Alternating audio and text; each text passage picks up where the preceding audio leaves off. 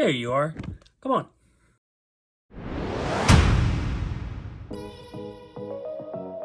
Today I want to talk about a few things that I've been struggling with as I'm writing the book. The first thing is different fantasy races. So originally I planned on just having your traditional fantasy races. Elves, dwarves, centaurs, dragons, like goblins. But as I started writing, I wanted to make the world more unique than just a traditional fantasy world. I didn't want this to be like a reskinned D&D setting that someone could just plop any character into and it would just become a fantasy setting. I wanted to really give this its own unique feel to make it stand out from everything else in the world. One thing that I really admire about a lot of fantasy books, ones that I really love and appreciate, is that they attribute different names and different characteristics to the traditional fantasy races. If there is a race of elves, the author usually gives them a different name and also changes one or two things about their traditional stereotypical features. In the book Aragon, the elves are a very proud and strong race, which is not unlike elves in many traditional settings, but they are one of the only races to have a strong connection to magic. So I want to adopt a lot of these ideas into my book. So I'm trying to come up with alternative names and attributes for some of the more traditional races. I wrote a sequence of pages earlier today that features goblins, or what I thought were going to be goblins. But as I got to thinking, I wanted to do something a little different so that they weren't just your stereotypical, like, oh, let me find the shiny gold type of goblin. I wanted to make them more twisted and corrupted. So I decided to call them the Fell Folk. And essentially the idea behind it is that they were once elves, which is a very traditional goblin idea, but the difference in here is that they are still twisted versions of elves and they look very similar, but they're just much more hunched over and gnarled looking.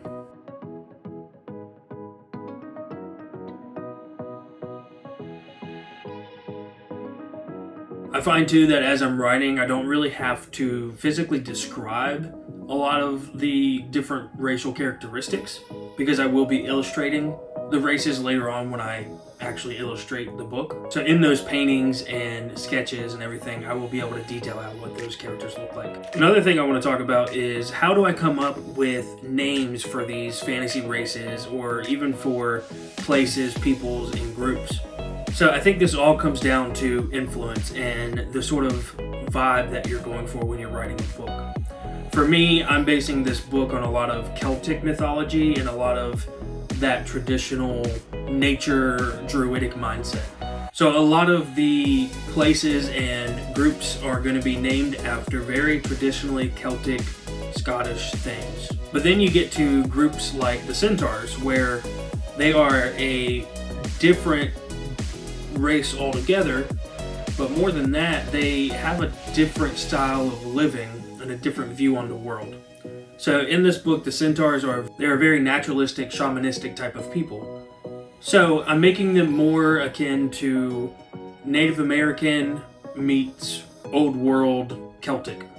But in the naming of the Centaurs, I'm actually choosing to reference a lot of Greek names. The Centaur is a race from Greek mythology, and often they are viewed as mentors or, the complete opposite of that. They are wild beings that have just out of control natures. So I chose to name a lot of the main characters and a lot of the side characters based on their races, the groups of people that they come from. So the main character, his name is Arlen. Arlen is a very Celtic rich name that dates back for centuries. Honestly, was just one of the ones that I thought sounded really cool. So I like to give characters names that don't necessarily feel like a main character name. I want the character to sort of earn that title of being the main character, rather than having the name be something that sounds grandiose or chosen. One of the centaurs that you meet early on in the book is Herdmaster Archelos.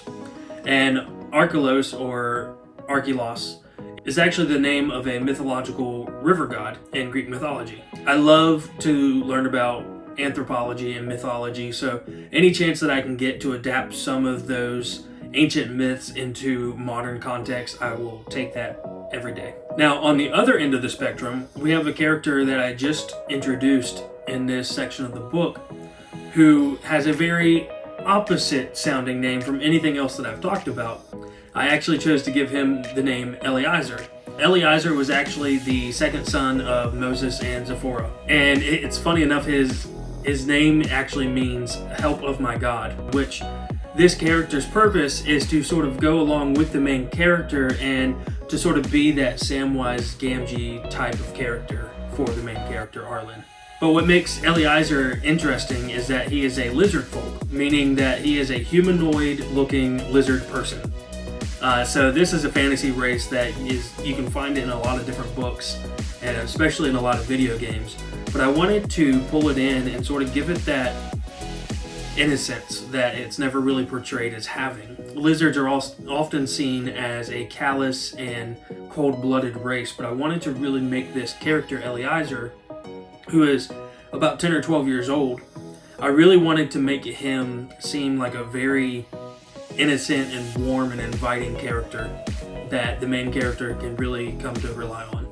And I think it's just a cute image of this little, short, childlike lizard person who just follows around the main character all the time. So I'm about 12,000 words in right at this moment, just right under at 11,692. So I should be at 22,880 words as of today, or the end of today. I have about 11,000 more words until I get to that point. So I'm kind of still where I was yesterday and the day before. I'm just kind of catching up, trying to write as many words as I can. So by the end of today, I would like to have at least 15 to 16,000 words written. That way, tomorrow, I can write about 5,000 to 6,000 words and slowly just catch up to my ultimate goal of 43,000 words roundabout. Now, I said each page was going to be about 300 words, but it actually ends up that a lot of the pages, I feel like I need to write just a little bit more than that, so closer to like 400 to 450 words in order to get the idea for that page down. And I'm having to adjust the outline a little bit to allow for that extra wordage. I imagine I'm going to have some pages in the book that are going to be nothing but illustration, and then I'll have some pages that are just text with the opposite side of the page or the spread being an illustration. You see that a lot in books, and I don't think it'll be an issue. I'm just trying to hit about 300 words per those 143 pages. That way I know that I have at least 150 pages of book. So I think that's it for today. Each day I'm going to write just a little bit above my average because I've been falling behind. So I really want to hit that goal of 43,000 words by the end of this 15-day challenge. If you haven't already, make sure you subscribe and hit the like button. It really helps me out. We're up to 22 subscribers as of today, so thank you very much. I can't explain how much that means to me. But otherwise, if you haven't checked out my Patreon yet, I encourage you to do so. If you can spare $5 a month, it really goes towards helping me keep doing what I'm doing. But otherwise, hit the bell icon if you want to be notified when I upload future videos, and I look forward to seeing you tomorrow.